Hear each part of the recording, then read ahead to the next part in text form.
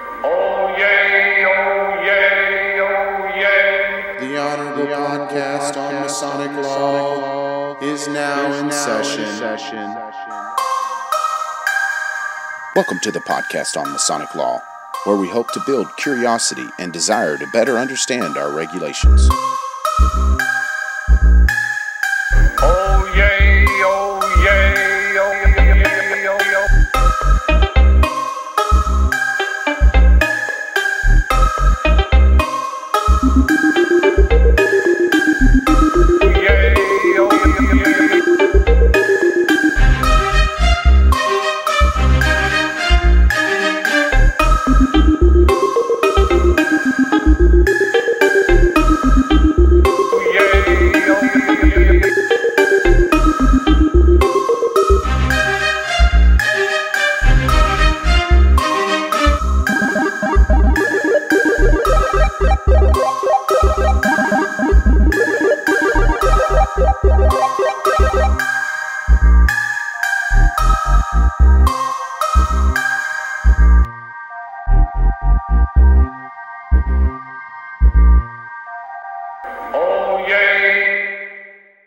Welcome back, brothers. This is Rip Moore, Past Master with Fort Worth 148, and today we're going to be talking about the Endowed Membership Fund.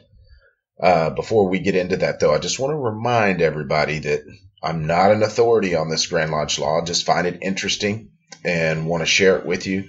And the Endowed Membership Fund is something that touches us all, so I thought I'd go ahead and throw it in there. It's a bit lengthy, but it's full of good info.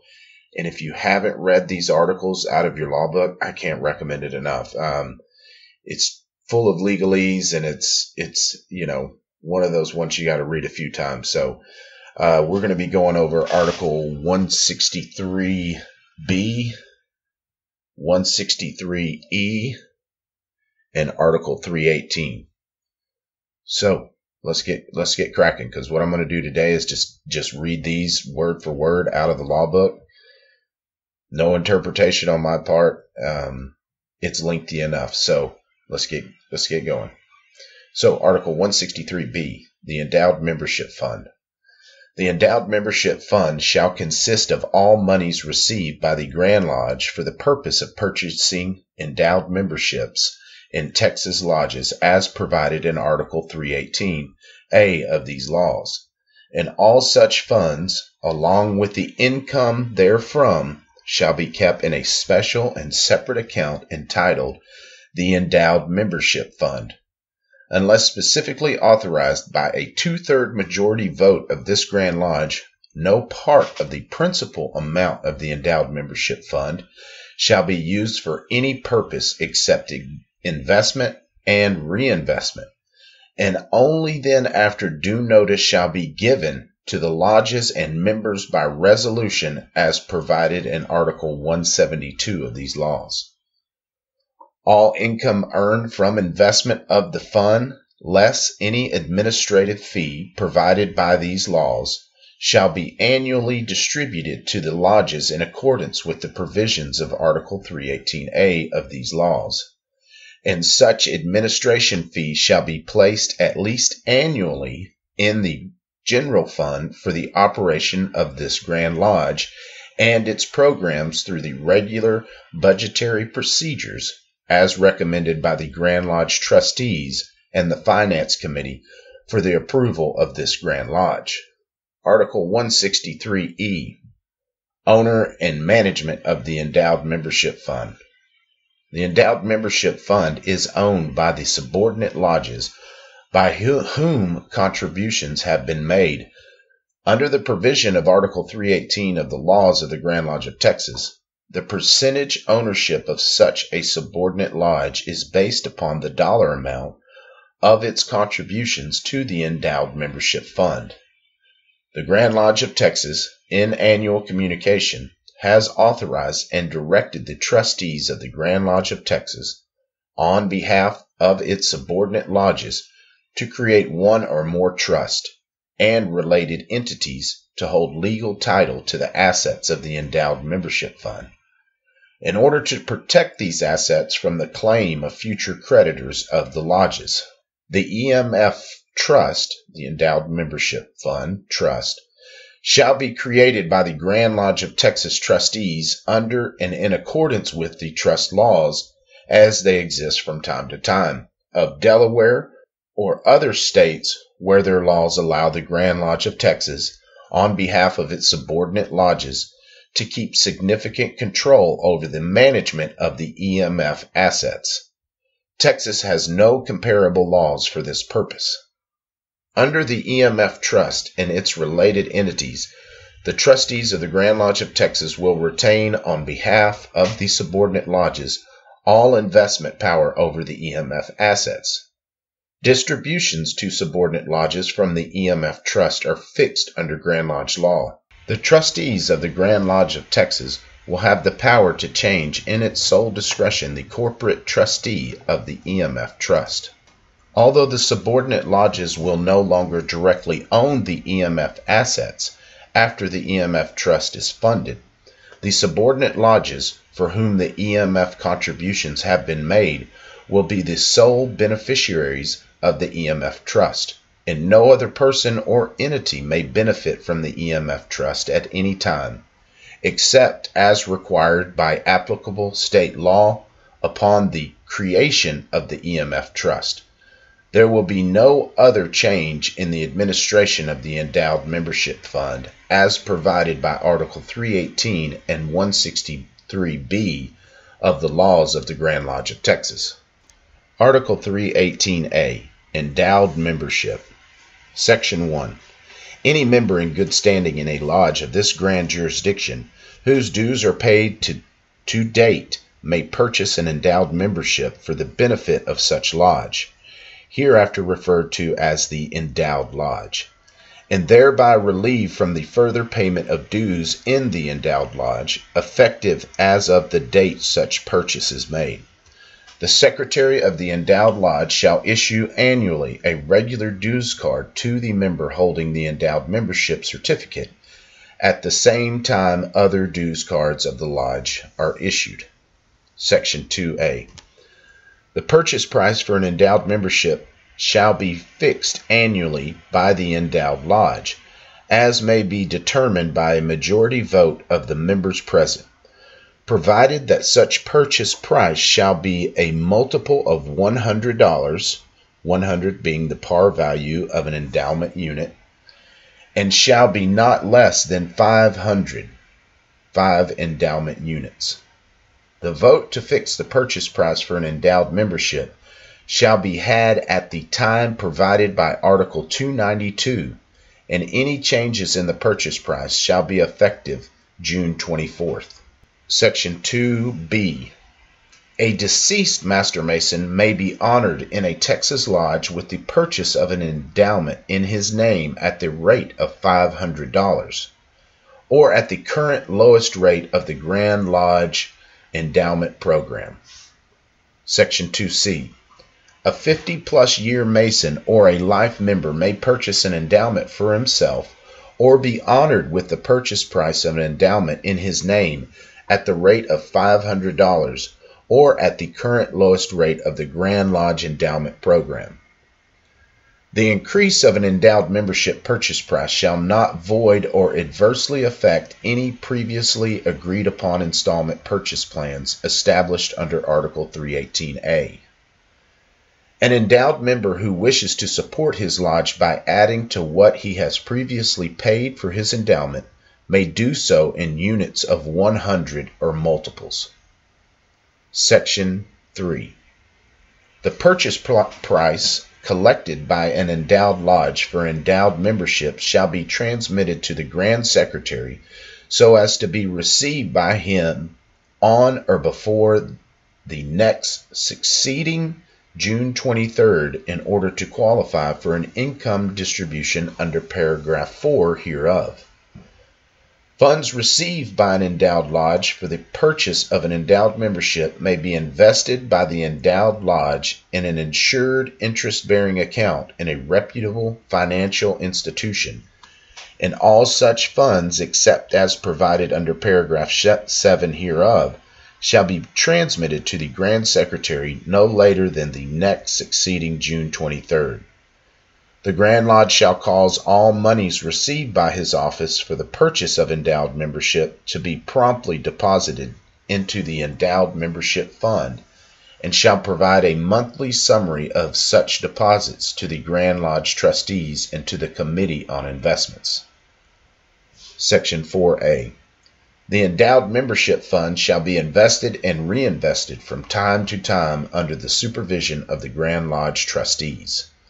The Grand Lodge trustees shall take action as they may determine necessary to protect the endowed membership fund for the benefit of the lodges, including, without limitation, the formation of trust, limited liability partnerships, corporations, or any other appropriate entity as may be determined by the trustees.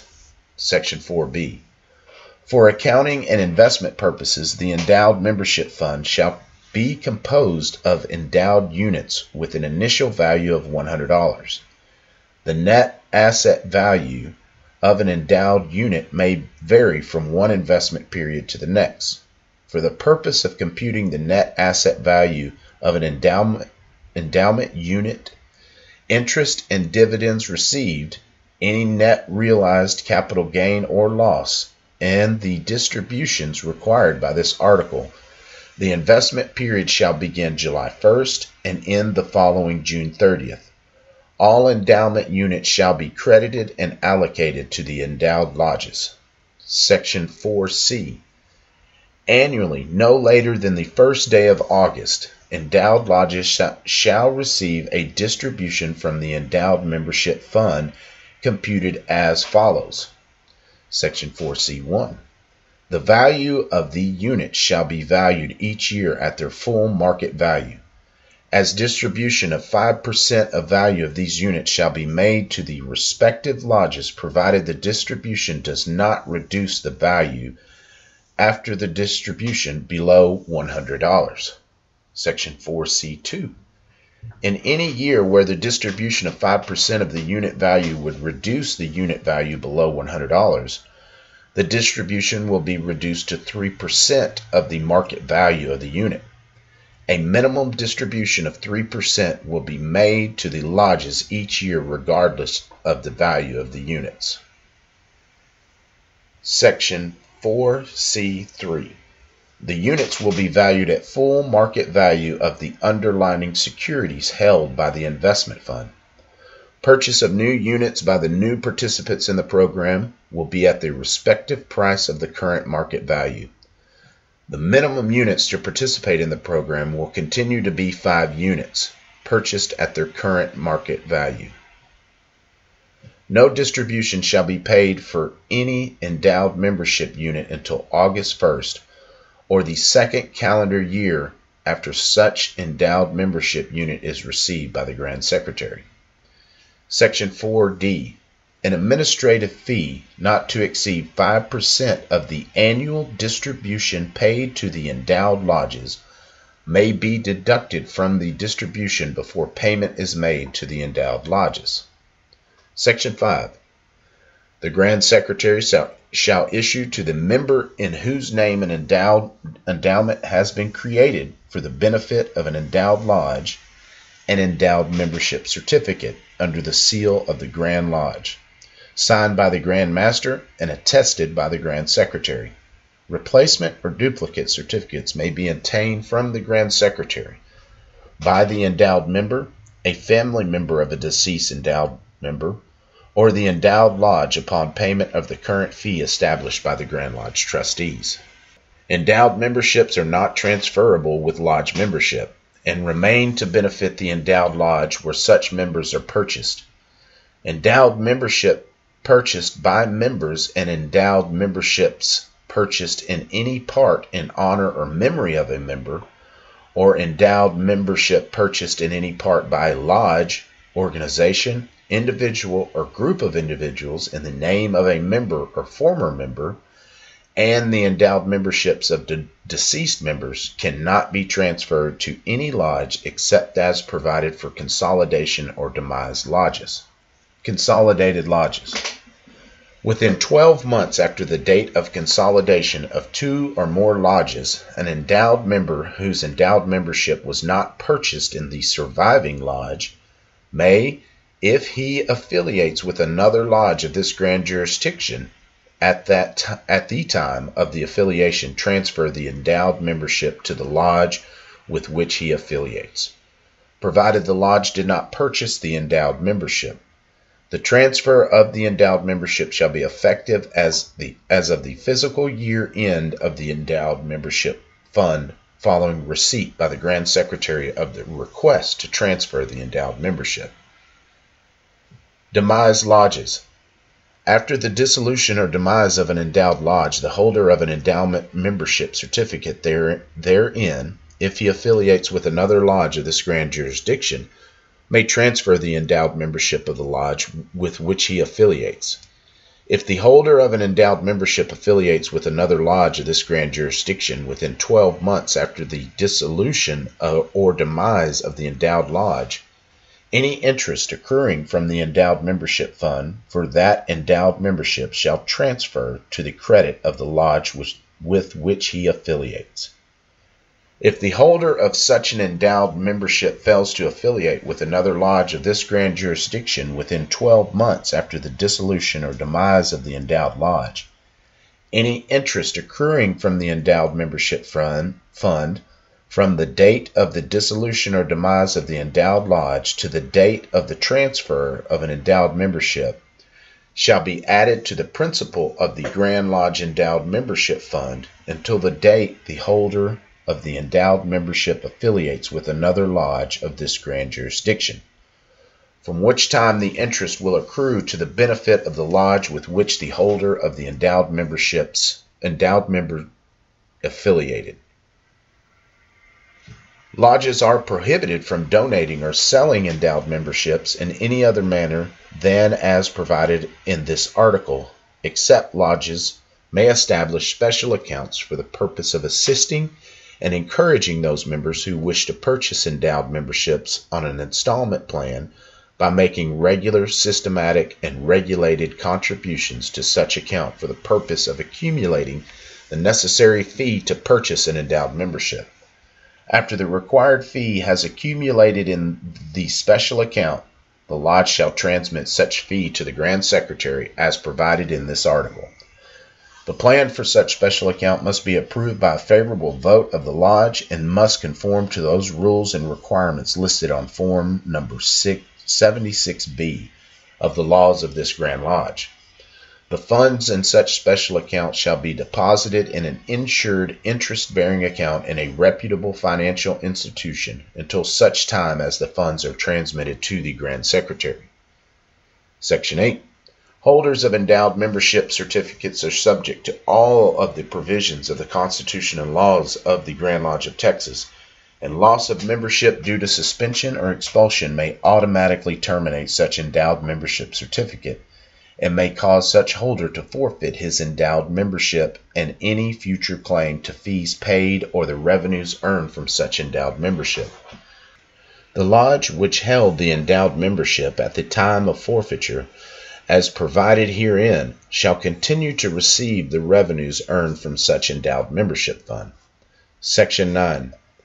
Upon the death of a holder of an endowed membership, the endowed lodge shall continue to receive the income from the endowed membership. That's a mouthful. If your head isn't swimming yet, I don't know what could make it swim. But you can see there's a lot of legalese in there, a lot of double talk. I mean, it's something you really need to put your eyes on, and I highly encourage you to. So don't hesitate to get out that law book or that PDF and do some keyword searching through there and see what those Constitution resolutions and edicts holds. So until next time, brothers, have a good one. This is Rip Moore signing off. Oyez, oyez, oyez.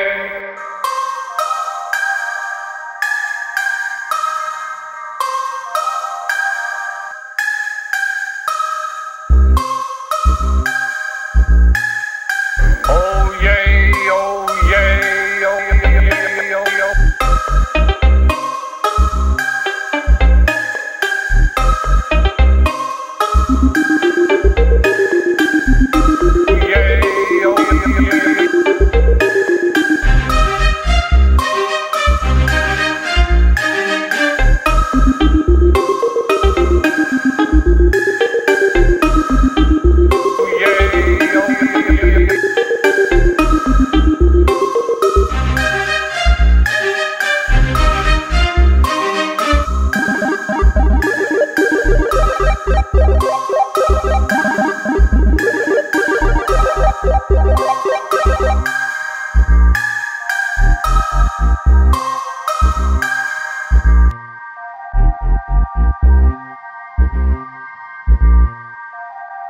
Oyez.